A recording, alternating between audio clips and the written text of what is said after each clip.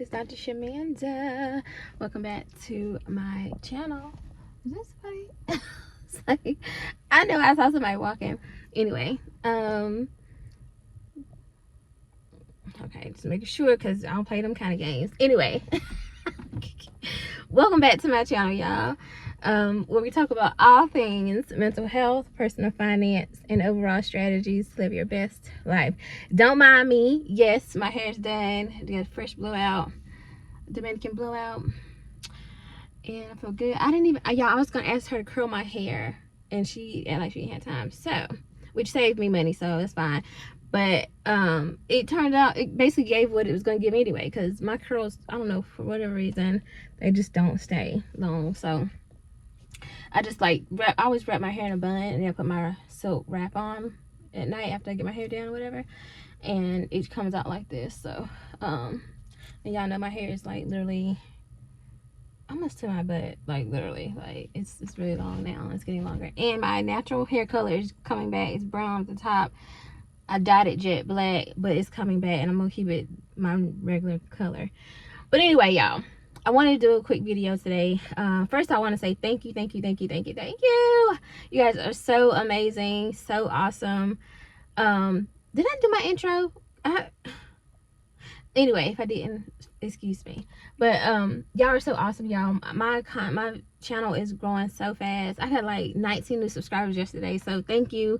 Welcome if you're new here, and welcome back if you've been on this journey with me. And as you guys know, I am on a journey to pay off debt, save, invest, build generational wealth, reach time freedom, financial freedom, all of that good stuff. And so I am a teen mom turned and high school dropout turned doctor, PhD.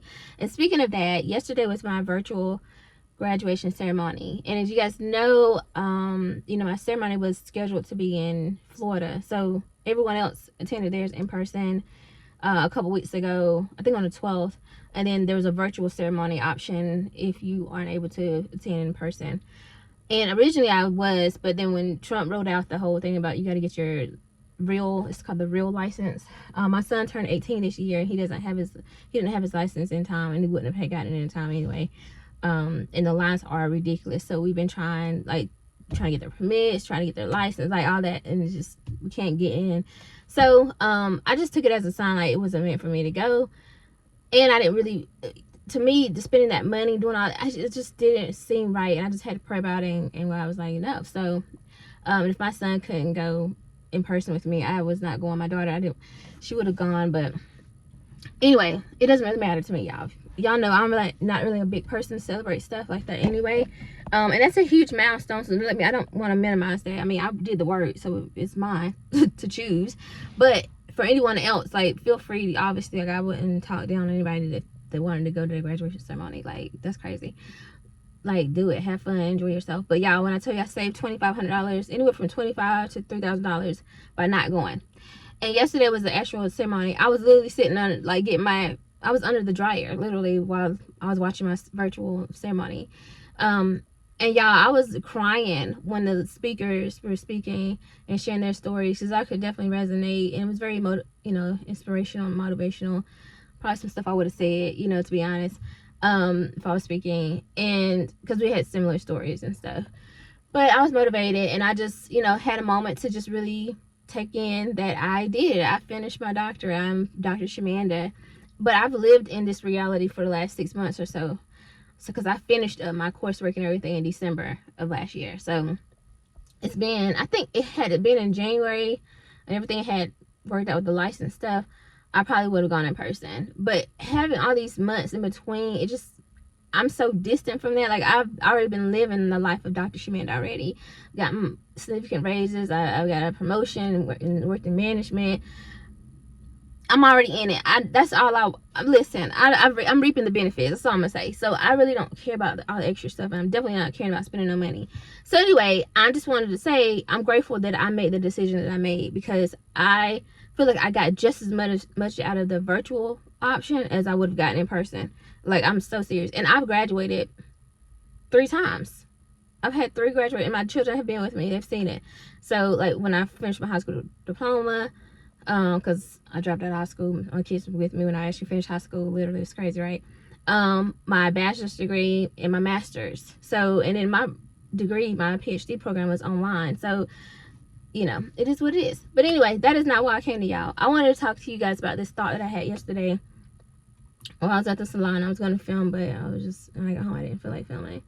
And I was just saying this whole idea that do whatever God puts on your heart to do that thing, because the time is going to pass anyway. And I know y'all probably heard that before, but like that really has me on a chokehold right now. Like I'm thinking about it, like it, you know, whether it's financial, whether it's relationships, whether it's parenting, whether it's, you know, career goals, whatever it is, your fitness goals, whatever it is, the time is going to pass anyway. So I really want you to take a moment and think about, like, how can I make the most of this time?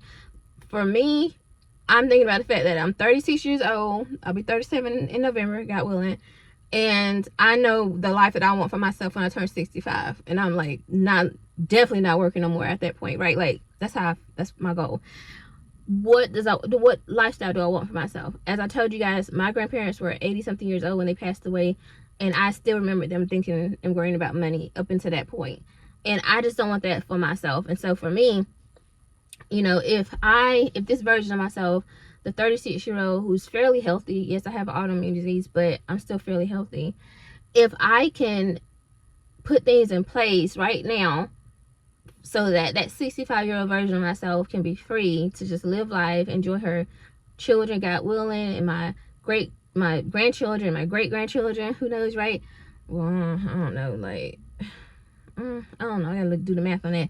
But anyway, I want that. And beyond that, you know, being a parent and a, you know, grandparent, my life, hopefully, prayerfully, I'll be, you know, married, or, you know, having a beautiful, amazing partner, life partner, and we're living life, you know what I'm saying? We're traveling, we're enjoying life, and I'm not stressed about money. I'm not stressed about my mortgage, which shouldn't even exist by that time. You know, I'm able to drive whatever I want. I want to be able to pull up to universities and speak to the youth, and things probably would have changed significantly by that point anyway, though. But just speak to people, and they're inspired by my story and my journey.